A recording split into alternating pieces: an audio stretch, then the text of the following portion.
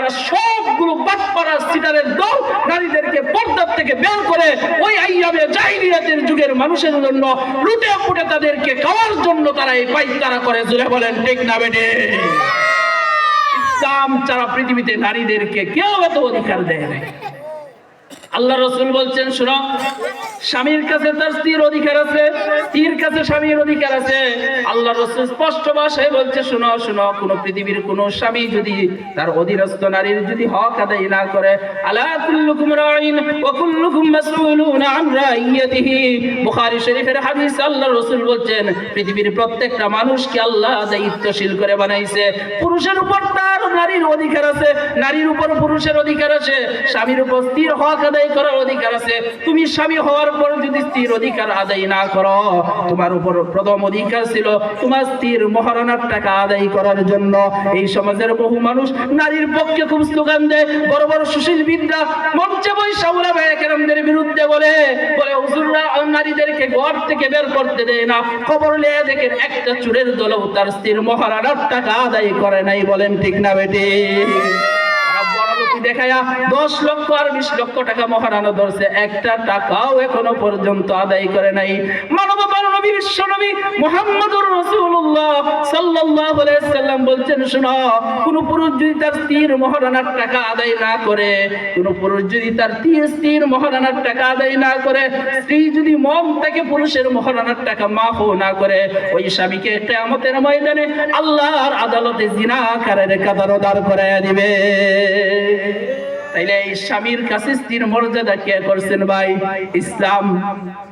এরপরে আল্লাহ রাসূল বলছেন যে এই সমাজের জাহিলিয়াতের মানুষগুলো তাদের মেয়ে হওয়ার পরে মেয়েদেরকে, এই কন্যাদেরকে জীবিত অবস্থায় তারা পুঁতে ফেলতো।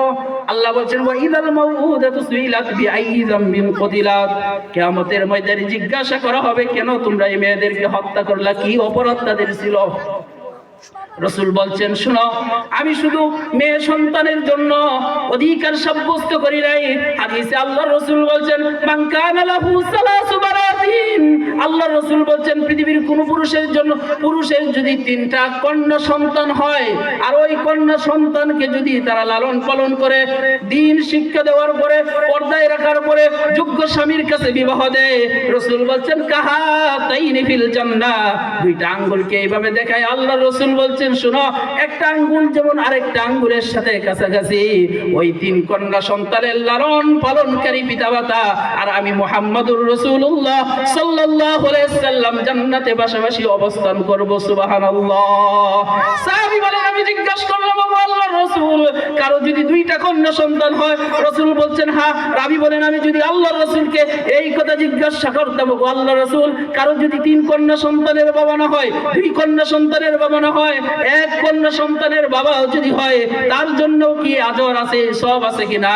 রাবী বলেন, হ্যাঁ হ্যাঁ। আল্লাহ রাসূল এই কথাই বলতো, কাউকে যদি আল্লাহ একটা মেয়ে সন্তান দেয়, ওই মেয়ে সন্তানের যদি লালন পালন করে, মেয়ে সন্তানকে যদি দ্বীনি শিক্ষায় শিক্ষিত করে, পর্দার মধ্যে রেখে যোগ্য স্বামীর কাছে বিবাহ দেয়, 1 কন্যা সন্তানের লালন পালনকারী পিতামাতা আর আমি মুহাম্মদুর রাসূলুল্লাহ কাহা তাইনি ফিল জান্নাহ, জান্নাতের বিষয়ে একসাথে অবস্থান করব। বলেন সুবহানাল্লাহ। বলেন তো, পৃথিবীর কোন ধর্মের মধ্যে, পৃথিবীর কোন মানব রচিত আইনের মধ্যে নারীর অধিকার এরকম দিছে? দেয় নাই। ইসলাম ছাড়া পৃথিবীতে নারীর অধিকার এরকম দেয় নাই। সুতরাং জাহিলিয়াতের ওই কঠিন যুগে যে সময় মানুষগুলো নিজেদের কলিজার টুকরা মেয়েদেরকে জীবিত অবস্থায় পুঁতে রাখতো, ওদের শিক্ষার অভাব ছিল, সুশিক্ষার অভাব ছিল। ওরা তো বড় বড় আরবি সাহিত্যিক ছিল, কুরআন নিজেরা বানাইছে। আল্লাহ তাআলা বলছেন, ওয়াদউ শুহাদাকুম মিন দুনিল্লাহি ইন কুনতুম সাদিকিন। তাফসীর বাইজাবির মধ্যে আছে, ফাতাহাদ্দা বিআখসারি সূরাতাম মিন সুওয়ারিহি। আল্লাহ তাআলা ফাতাহাদ্দা তো বড়দের সাথে চ্যালেঞ্জ ছুড়ে দিয়ে বলছেন, ও আরবের বড় বড় সাহিত্যিকরা, তোমরা বলছো ওমা হুয়া বিকাউলি শাইর, রাসূল শায়ের ছিল, রাসূল বানায় বানায় কথা বলতো, আল্লাহর রাসূল নিজে বানায় বানায় কথা বলতো, মিথ্যা বলতো, কবি ছিলেন, সাহিত্যিক ছিলেন। রাসূল তো পৃথিবীর কোনো স্কুলে, কোনো কলেজে, কোনো মাদ্রাসায় লেখাপড়া করে নাই। তোমরা তো বড় বড় সাহিত্যিক। ওয়াদউ শুহাদাকুম মিন দুনিল্লাহি ইন কুনতুম সাদিকিন। শুধু তোমরা না, তোমাদের যত বড় বড় আরবি সাহিত্যিক আছে, বড় বড় যারা কবি, সাহিত্যিক, সাংবাদিক আছে, তাদেরকে একত্র করো, আল্লাহর কোরআনের একটা ছোট্ট সূরার মতো একটা সূরাকে তোমরা বানায় দেখাও। আল্লাহ বলছেন ফাইল্লাম তাফআলু ওয়া লান তাফআলু ফাত্তাকুন নার আল্লাতী ওয়াকুদুহান নাস ওয়াল হিজারা। পারবে না, ওয়া লান তাফআলু, কখনো পারবে না। সুতরাং যেহেতু পারবে না, ফাত্তাকুন নার আল্লাতী ওয়াকুদুহান নাস ওয়াল হিজারা, ওই আগুনকে ভয় করো যে আগুনের, যেই জাহান্নামের লাকড়ি হবে মানুষ আর পাথর। তারা পারে নাই। তো আল্লাহর রাসূল দেখলেন ওই আরবের মানুষগুলো শিক্ষার কোনো অভাব ছিল না, ওরা বড় বড় সাহিত্যিক ছিল, কবি ছিল, কিন্তু যেই শিক্ষা মানুষকে পশুত্ব বানায়, যেই শিক্ষা নিজের মেয়ের কলিজার টুকরা মেয়েকে জীবিত অবস্থায় দাফন করতে শেখায়, যেই শিক্ষার দ্বারা জাতি তার নিজের মায়ের সাথে জিনা করে, যেই শিক্ষায় শিক্ষিত হওয়ার পরে নিজের আপন বোন, নিজের আপন ভাইয়ের সাথে জিনা করে, এই শিক্ষার শিক্ষিতের দ্বারা একটা জাতি শিক্ষিত হইতে পারে, কখনো আদর্শ মানুষ হইতে পারে না। যেমন উদাহরণস্বরূপ দেখেন, বাংলাদেশের কিছুদিন আগে আমার একটা ঘটনা ঘটছিল, মোটামুটি অনেক সময় হয়েছে। বাংলাদেশের একজন বড় শিক্ষিত ঐশী রহমান, নাম শুনছেন না? ও সাধারণ শিক্ষিত নারী না, ঢাকা শহরের বিশ্ববিদ্যালয়ে লেখাপড়া করছে। তার বাবাও সাধারণ শিক্ষিত ছিল না, পুলিশ দম্পতি ছিল, মাও শিক্ষিত ছিল। ওই বিশ্ববিদ্যালয়ে লেখাপড়া করেনওয়ালা মেয়েটা একজন শিক্ষিত হওয়ার পরেও নিজের মারে এবং নিজের বাবারে, নিজের কলিজার টুকরা মা এবং বাবারে নিজের হাতে জবাই করছে। কেন? শিক্ষার অভাব ছিল। শিক্ষার অভাব ছিল না, ইলমে ওহীর শিক্ষার সংমিশ্রণ ছিল না, কোরআনের শিক্ষার সংমিশ্রণ না থাকার কারণে শিক্ষিত হওয়ার পরে মানুষ রূপে জন্মগ্রহণ করলেও সত্যিকারের মানুষ হইতে পারে না।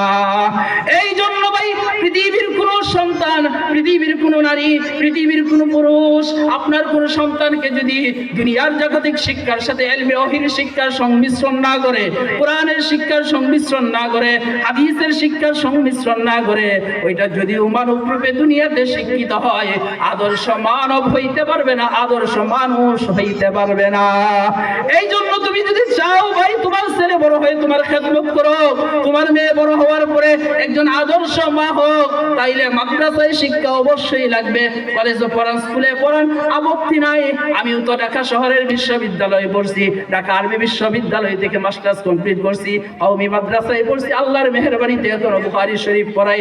এই জন্য কি আমার দাড়ি কাটা, এই জন্য কি আমার পোশাক চেঞ্জ করে? না না, আপনার ছেলেটাকে কলেজে পড়ান, মেয়েটাকে কলেজে পড়ান, আপত্তি নাই। তবে বাংলাদেশের বহু স্কুল কলেজের অনেক মেয়ে আছে, ছেলে আছে, হাত পায়ে মোজা পরে, গায়ে জুব্বা, লম্বা দাড়ি, মাথায় পাগড়ি, এমন বহু যুবক কলেজে লেখাপড়া করতেছে কিনা?